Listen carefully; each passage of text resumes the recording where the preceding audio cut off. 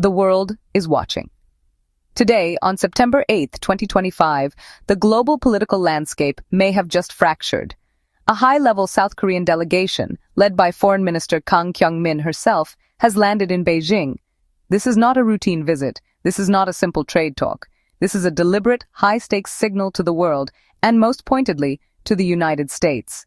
The images are stark. South Korean and Chinese flags at Beijing airport, stern-faced diplomats shaking hands. Expressions betray the immense weight of the moment. This single act sends a seismic shockwave from Washington, D.C. to Tokyo. It fundamentally questions a 70-year-old alliance, the bedrock of security in Northeast Asia. The news broke like a thunderclap across international news networks. For decades, the United States and South Korea were more than allies. They were blood brothers, forged in the Korean War. The U.S. has stationed tens of thousands of troops on the peninsula, a living promise to defend Seoul against aggression. Yet, here we are. Why would South Korea risk such a foundational relationship? The answer is not simple.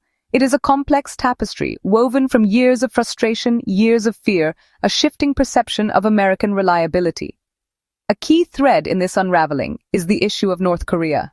For Seoul, Pyongyang is not an abstract foreign policy problem. It is an existential threat just miles from its capital.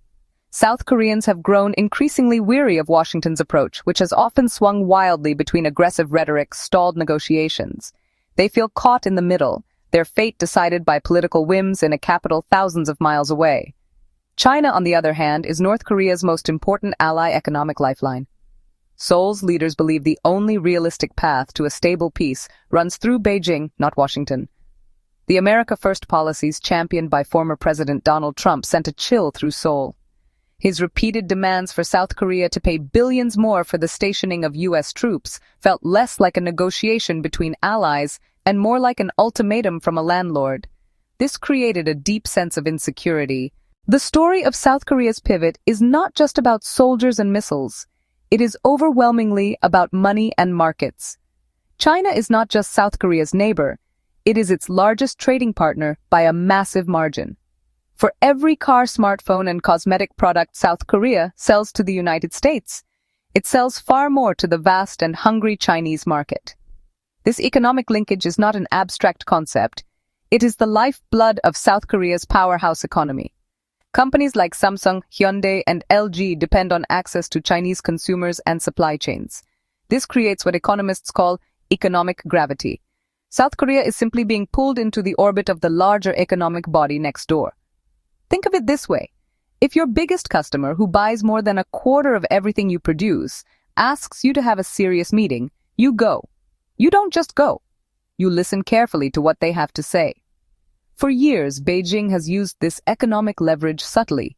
When South Korea agreed to host the American THAAD missile defense system in 2017, China retaliated with unofficial boycotts. Chinese tourism to South Korea dried up. K-pop concerts were cancelled. The news from Beijing hit Mar-a-Lago like a hurricane.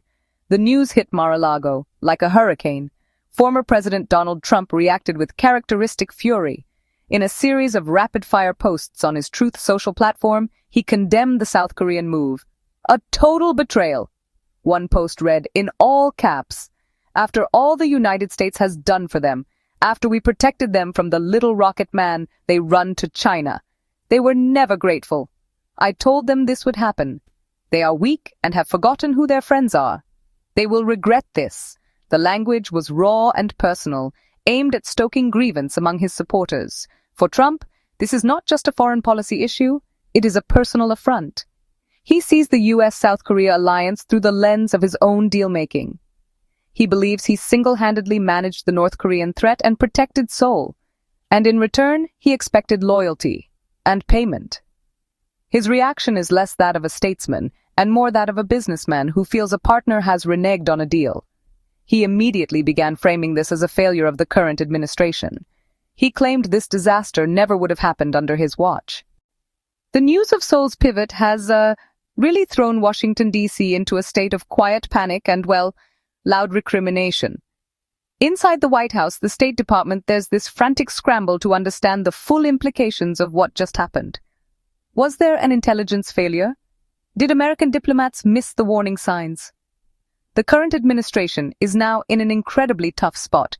They have to project an image of calm and control even as they're dealing with one of the most significant blows to American foreign policy in Asia in, honestly, decades.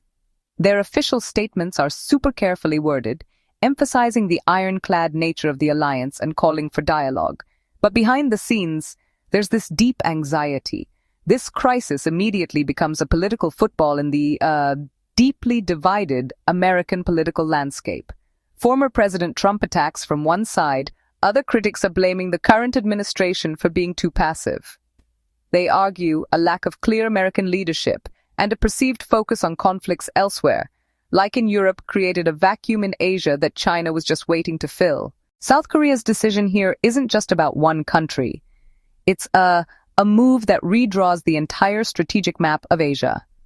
For decades, the United States has maintained its influence in the region through a network of alliances, often called a hub-and-spoke system. The U.S. was the hub, Japan, South Korea, Australia, the Philippines. This system created a chain of pro-American democracies that contained Chinese influence. Now a critical spoke has wobbled, threatening the integrity of the entire wheel. This single event dramatically weakens America's strategic position and hands a monumental victory to China. The biggest winner besides China might actually be North Korea. The alliance between the U.S. and South Korea was the primary military force constraining Pyongyang. With Seoul seeking a diplomatic path through Beijing, the united front against North Korea is shattered. This gives Kim Jong-un more room to maneuver. Japan is now in an incredibly precarious position. Tokyo has always viewed the U.S.-South Korea alliance as crucial to its security. U.S. forces in South Korea act as a forward line of defense for Japan. For ordinary people in South Korea, this is a moment of deep uncertainty and division. On the streets of Seoul, you can really feel the anxiety. Older generations remember the poverty after the Korean War and credit the United States for their country's security and prosperity. They are horrified. To them, turning away from America is a betrayal of history and a reckless gamble. They see China as an untrustworthy authoritarian power. Many fear their government is sacrificing democratic values for promises of peace and economic gain. Their conversations are filled with worry for the future their children and grandchildren will inherit. On the other hand, many younger South Koreans feel differently. They didn't live through the war and have grown up with a powerful, proud South Korea. They're tired of being a junior partner to the United States and resent feeling caught in a great power rivalry. For them, China is a place of economic opportunity and cultural fascination. For a family in Taiwan, this news is terrifying. They see a key U.S. ally wavering and wonder if the same could happen to them. Will the U.S. defend Taiwan if its own allies are peeling away? For a factory worker in Vietnam, this is a major topic of discussion. Ultimately, these geopolitical shifts have very human consequences. Most importantly, it affects the fundamental sense of safety and stability people rely on to live their lives. When nations realign and tensions rise, the risk of miscalculation and conflict grows. As the dust settles from this diplomatic earthquake, the world is, left staring at an uncertain future. Broadly, we can see three potential paths emerging from this crisis, each with profound implications for global peace and stability. The first, and maybe the most optimistic scenario, is a new era of managed competition. In this future, the United States grudgingly accepts South Korea's new, more neutral stance. The formal alliance may weaken, but it doesn't completely break. Washington, entering a complex three-way diplomatic dance, trying to balance competing interests. A second, more pessimistic path leads to a Cold War 2.0. In this scenario, the United States reacts harshly. It punishes South Korea with economic sanctions and begins to withdraw its military presence. This pushes Seoul definitively into China's camp, solidifying a new bipolar world. The third and most dangerous scenario is one of chaotic fragmentation. Here, the U.S.-South Korea split isn't an isolated event, but the first domino to fall. Emboldened by America's perceived weakness, other nations also begin to hedge their bets, pursuing their own interests without regard for old alliances. The international system, already fragile, breaks down completely. We are standing at a crossroads. The decisions made in the coming weeks and months in Washington, Beijing, and Seoul will determine which of these paths we take. The world holds its breath, watching the dawn of a new and profoundly uncertain era.